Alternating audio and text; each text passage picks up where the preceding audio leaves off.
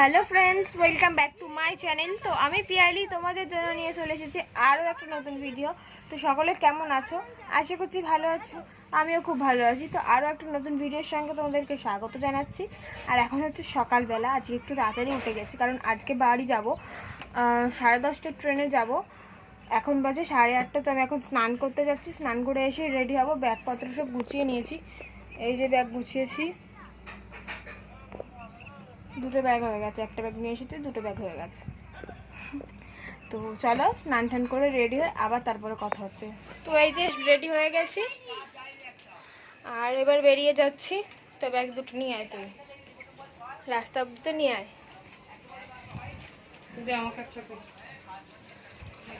চলো তাহলে আবার স্টেশনে গিয়ে কথা হচ্ছে।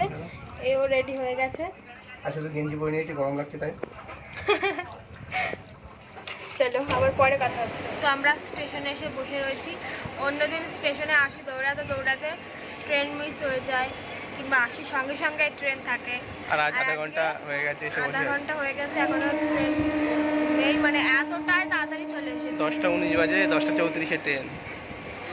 আর এখন মানে এখন 19 বাজে, তারও আধা ঘন্টা আগে এসেছি আমরা। তাহলে ভালো কতক্ষণ বসে থাকতে হবে। আমার জন্য আজকে আগে এসেছি, আমি তাড়াতাড়ি করতে আমি পেরেছি। রেডি হচ্ছে, বলছি কি তাড়াতাড়ি করো, 9:30 বেজে গেছে, 9:30 বেজে গেছে। আমি কোনো রকম রেডি হয়ে তাড়াতাড়ি করে চলে এসেছি। মানে কি অবস্থা, এত তাড়াতাড়ি আমি রেডি হয়েছি আমিই জানি। বেরোনোর সময় দেখছি কি যে 9:30টাও বাজে গেছে এখন। তাহলে আর কি বলবো একে। তো চলো আবার পরে কথা হচ্ছে। ট্রেনে হয়তো কথা হতে পারে, নাও পরে আবার পরে কথা হচ্ছে। চলো।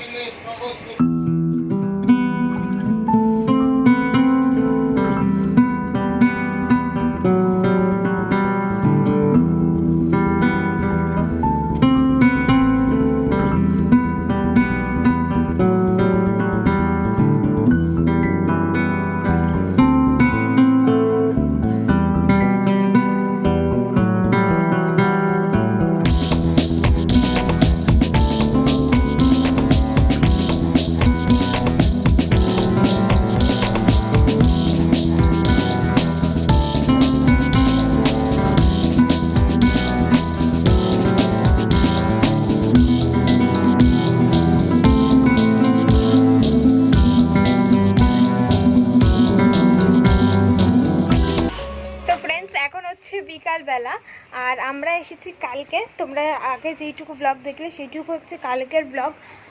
কালকে আমরা 2টো নাগাদ বাড়িতে চলে এসেছিলাম, 10:30টার ট্রেনে উঠেছিলাম শেওড়াফুলি থেকে। আর বাড়ি আস্তে আস্তে 2টো বেজে গেছিলো। তারপরে খাওয়া দাওয়া করে একটু ঘুমালাম। তার সন্ধ্যেবেলা আমার বর দোকানে গেল। তারপরে বিকেলবেলা বাড়ির সবার সাথে একটু গল্প টল্প করছিলাম। সন্ধ্যের পরে একসাথে সবাই টিভি দেখছিলাম, সেই জন্য আর কি তোমাদের সঙ্গে কালকে আর কথা বলতে পারিনি। তো আজকে সকাল থেকে ভেবেছিলাম যে কথা বলবো, আজকে সকাল থেকেও আমি তোমাদের সঙ্গে কথা বলতে পারিনি। আর এখন হচ্ছে বিকালবেলা, আমি এক্ষুনি শুয়েছিলাম, ভাত টাত খেয়ে শুয়েছিলাম। রান্নাটা আজকেই আমি মানে আজ থেকে স্টার্ট করে দিয়েছি, কারণ অনেক দিন আমি রান্না করিনি। বাড়ির সকলের কষ্ট হয়েছে, সেজন্য আসার পরের দিন থেকেই আমি স্টার্ট করে দিয়েছি। আর কালকে তো এসেছি যেই টাইমে, সেই টাইমে রান্না হয়ে গেছিলো। সেই টাইমে আমার শাশুড়ি মা রান্না করে নিয়েছিল।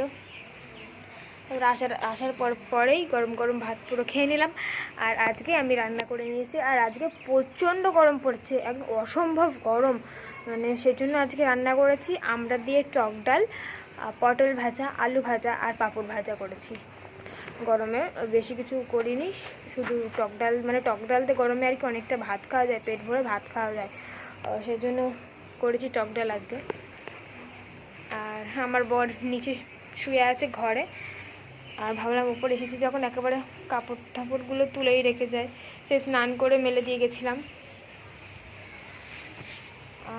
ওই বাড়িতে তো অনেক দেরি করে স্নান করছিলাম। আর এখন আজকে থেকেই আবার 8টার মধ্যে স্নান আমার কমপ্লিট হয়ে গেছিলো।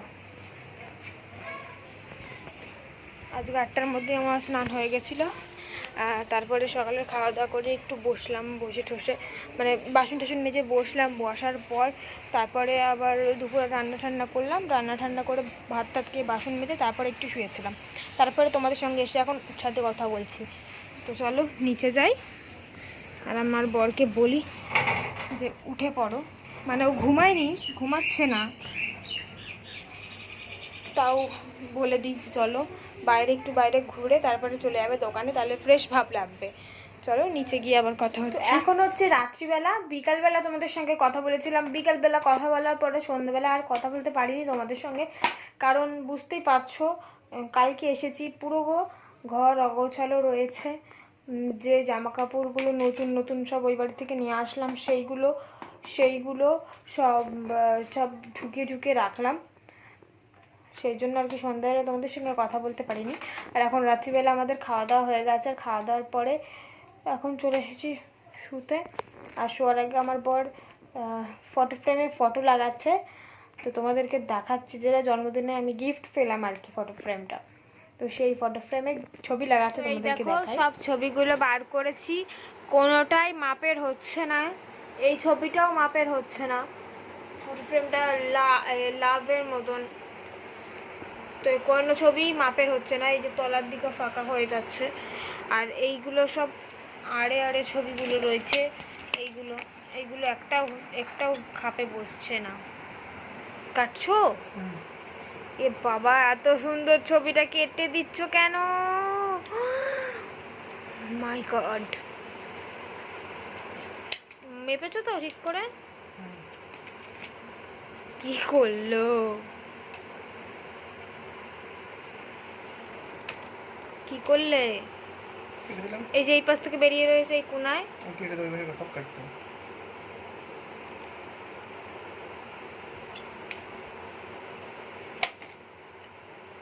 ও ভেতরে থাকলে কোনো ব্যাপার না, এই বাইরে টুকুনি কাটতে হবে।